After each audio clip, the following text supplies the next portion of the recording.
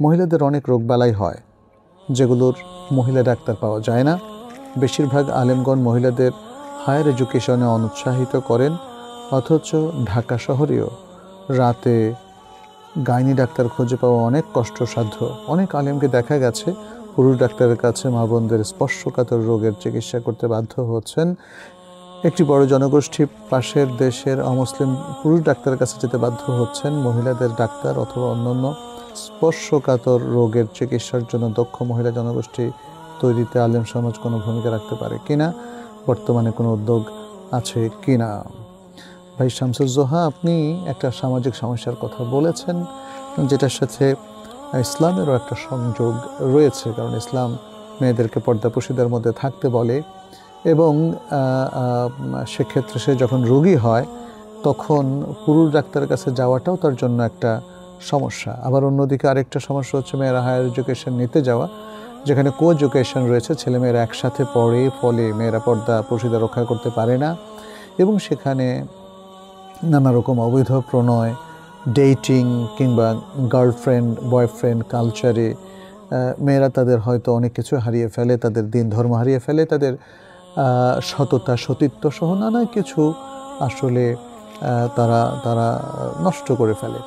ফলে এখন আমরা কি হায়ার এডুকেশনে অনুৎসাহিত করব না উৎসাহিত করব, একটা বিষয় এই পরিস্থিতিতে। আবার আমরা কি নারী রোগীর কাছে নারীদেরকে পাঠাবো নাকি পুরুষ রোগের কাছেই যাবে? আমি দুদিকেই খুব সংক্ষেপে উত্তর দেব। প্রথমত, নারীর হায়ার এডুকেশন বা উচ্চশিক্ষা কিংবা তার ডাক্তার হওয়া অথবা যে কোনো বিষয় শিক্ষা গ্রহণ করা, এটা ইসলাম কিন্তু মোটেই নিষেধ করে না। ইসলাম যেটা নিষেধ করে সেটা হচ্ছে কো এডুকেশন, অথবা নারীদের খোলামেলা পোশাকে বের হওয়া, পুরুষদের সাথে অবাধ মেলামেশা কিংবা তাদের সাথে অবৈধ প্রণয়ের বন্ধনে কিংবা ফ্রেন্ডশিপের বন্ধনে আবদ্ধ হওয়া, এটা ইসলাম অ্যালাউ করে না। নারীরা সংযত জীবনযাপন করবে, পুরুষরাও। কেউ কারোর সাথে অবৈধ কোনো ইন্টারাকশানে যাবে না। এবং নারী পুরুষ নিজ নিজ অবস্থানে থেকেও হায়ার এডুকেশন নিতে কোনো সমস্যা নেই। এই যে কালচারের কথা বললাম, এই কালচারটা আসলে অমুসলিম সমাজ থেকে এসেছে, অতএব ওই কালচারটাকে আমরা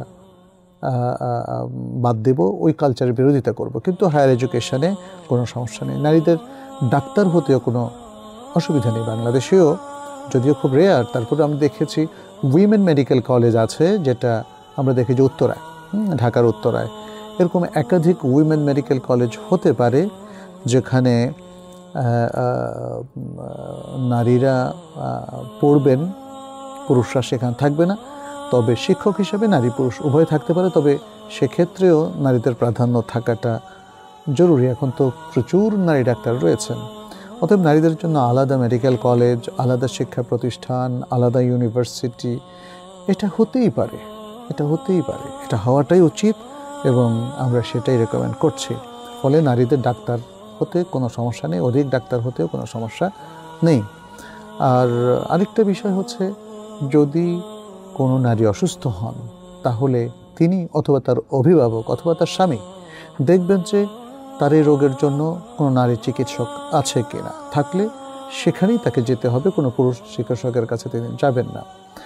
আর যদি এমন হয় যে তাকে পুরুষ চিকিৎসকের কাছেই যেতে হচ্ছে কারণ এই মানের নারী চিকিৎসক নেই, তাহলে তিনি পুরুষ চিকিৎসকের কাছে যাবেন। পুরুষ চিকিৎসকের কাছে যাবেন এই শর্তে যে তিনি শুধু ততটুকুই উন্মুক্ত করবেন তার শরীর থেকে যতটুকু উন্মুক্ত করাটা খুবই জরুরি, যেটা জরুরি নয় সেই জায়গাটা তিনি উন্মুক্ত করবেন না। এবং তিনিও সতর্ক থাকবেন যাতে কোনো ডাক্তার অথবা কোনো নার্স বিপরীত লিঙ্গের তারা যেন কোনো রোগী নারীর প্রতি খারাপ দৃষ্টি না দেন এবং তাদের শরীরে কিংবা স্পর্শকাতর জায়গায় তারা দৃষ্টি কিংবা হাত না লাগান অপ্রয়োজনে ইত্যাদি। তো আমার কাছে মনে হয় এই বিষয়গুলো খেয়াল রেখে যদি আমরা অগ্রসর হই তাহলে হয়তো ধীরে ধীরে আমাদের সমাজটা একটা সুন্দর ইসলামী সমাজে রূপান্তরিত হতে পারে। এবং যে সমস্যাগুলো আপনি হায়ার এডুকেশনের ক্ষেত্রে বলেছেন অথবা নারী চিকিৎসক কম থাকার কারণে যেই সমস্যাগুলো দেখা দিচ্ছে সেগুলো ধীরে ধীরে কমে যাবে ইনশাআল্লাহ।